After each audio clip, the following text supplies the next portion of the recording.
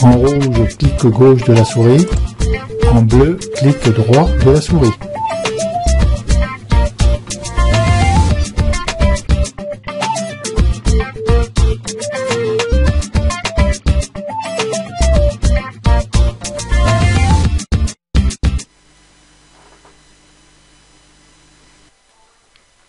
Dans cette leçon, la dernière du module ici développement, nous allons voir comment traiter la balance des blancs avec des fichiers RAW et JPEG, et nous allons voir aussi comment interpréter ici l'histogramme. Pour ceci, j'ai préparé 3 photos.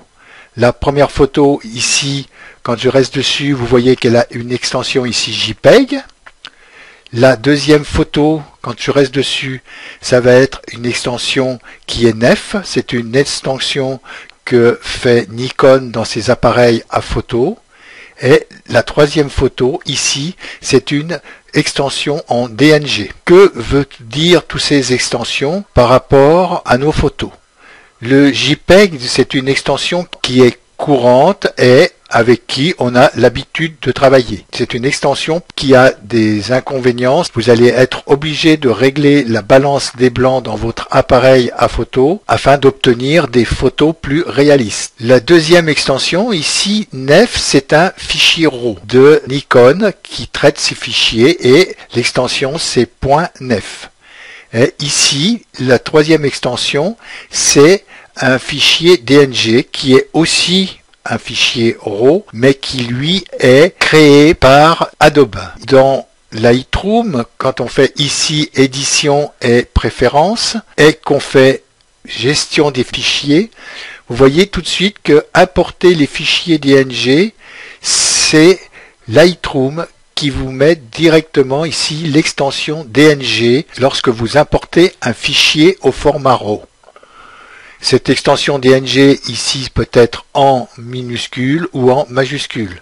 Mais vous n'aurez pas d'autres extensions qui seront importées par Lightroom. Parce que le DNG, c'est une extension d'Adobe. Après, vous avez différentes cases à cocher, mais on n'est pas là pour traiter ici sur les préférences. Nous ferons ça en fin de formation. Mais c'était simplement pour vous montrer que l'extension de Lightroom, c'est DNG. Alors, je vais fermer cette fenêtre. Et je vous ai aussi préparé ici une capture d'écran où nous avons les principales extensions des fichiers RAW avec leurs fabricants. Donc là, vous avez tous les fabricants de matériel ici, et là, vous avez toutes les extensions. On voit par exemple que Sony, lui, il fait son extension en .arw. Canon, lui, le fera en .srw ou SR2. Et je vous disais tout à l'heure, vous voyez que Adobe, lui, il prend son extension en DNG. Nikon, lui, c'est en F ou NRW. Donc je vous laisse regarder l'extension de votre appareil à photo, la marque qui est ici, afin de vous donner une idée de l'extension de votre appareil. Je vais fermer cette fenêtre. On revient ici dans Lightroom. Nous allons voir maintenant, avec ces différents formats de fichiers, comment on va pouvoir travailler dessus avec ici le développement de la photo.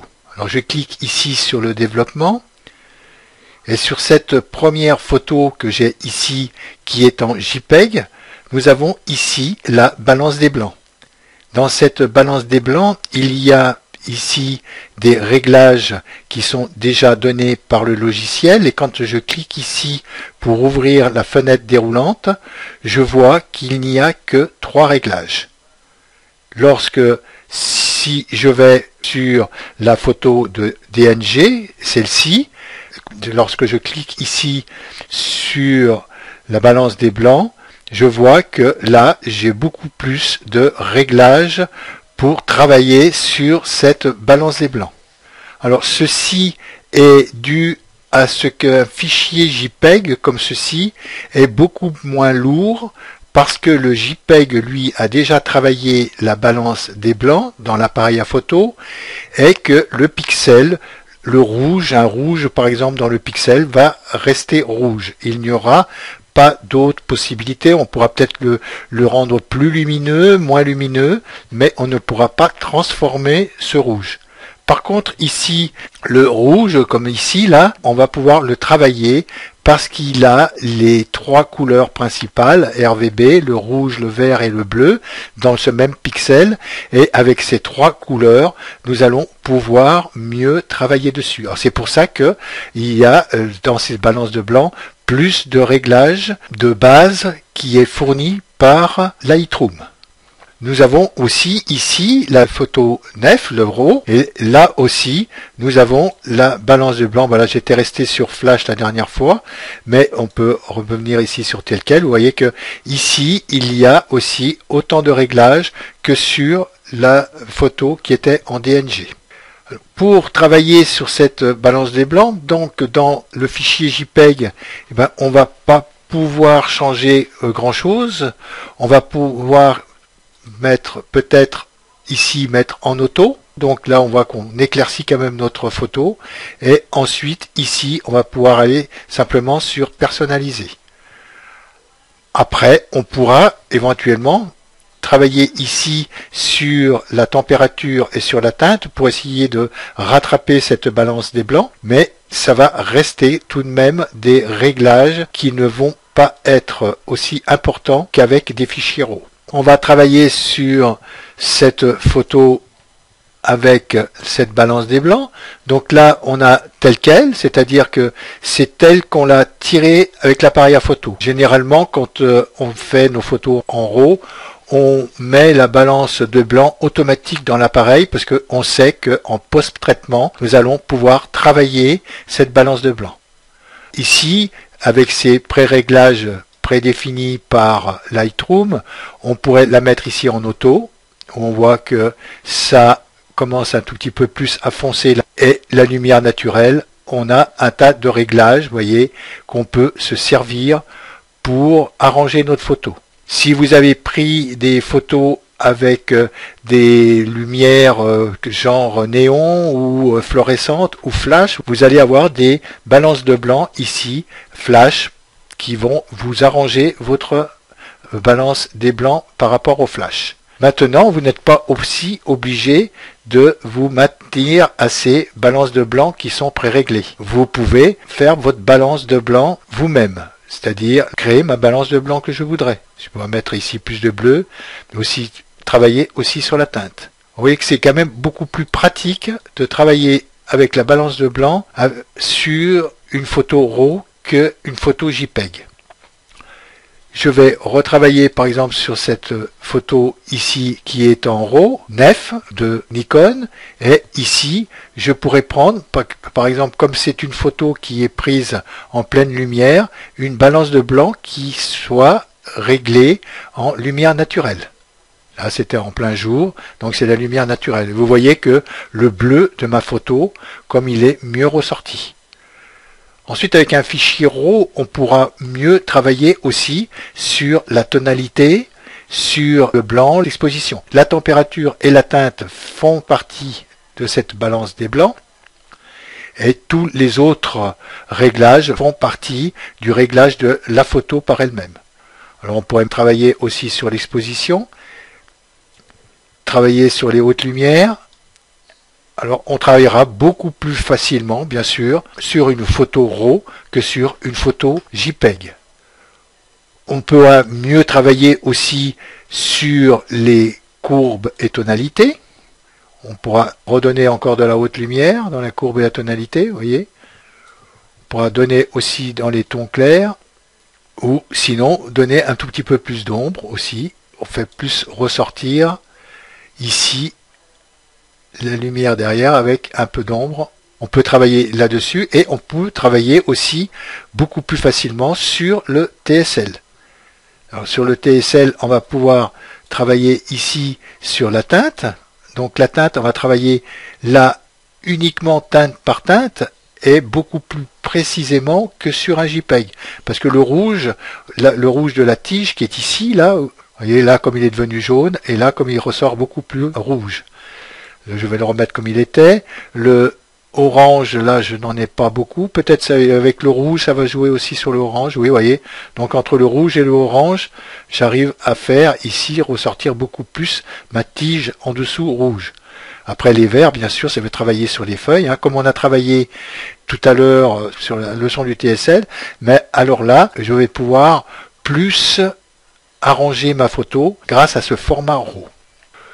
Ben voilà ce qu'on avait à dire déjà sur le format RAW et sur la balance des blancs. Alors maintenant, nous allons voir ici l'histogramme. Quand je me mets ici sur les expositions, contraste, noir et blanc et clarté, vous voyez tout de suite quand je bouge l'exposition, regardez mon histogramme, comment il change. Donc un histogramme sur une photo, c'est de voir un histogramme harmonieux, c'est-à-dire qu'il démarre d'ici, qu'il a une pointe et puis qu'il redescend. Là, vous voyez, on peut travailler directement sur l'histogramme si je veux. Je pourrais tirer ici un peu plus mon histogramme de ce côté-là et l'arranger ici, le faire plonger. Donc le mieux, c'est bien sûr de l'avoir le plus arrondi possible. Et ici, il y a deux points d'écrêtage, ce qu'on appelle. Ici, ça va être l'écrêtage des ombres et ici, ça va être l'écrêtage de haute lumière. Alors ici, l'écrêtage des ombres, là, je l'active. Vous voyez qu'il devient ici en surbrillance. Et là, si j'ai beaucoup d'écrêtage dans les ombres, je vais faire ici dans les ombres. Et vous voyez tout de suite quand je touche trop, vous voyez que j'ai mon écrêtage ici qui vient en bleu. Lorsque je tire trop, bien sûr, sur les ombres. Donc là, il faut trouver avec l'écrêtage l'endroit où on n'a pas de point d'écrêtage. Et on pourrait travailler ici. Alors donc j'avais arrêté ici avec les ombres et venir ici et travailler avec les hautes lumières. Donc je clique dessus.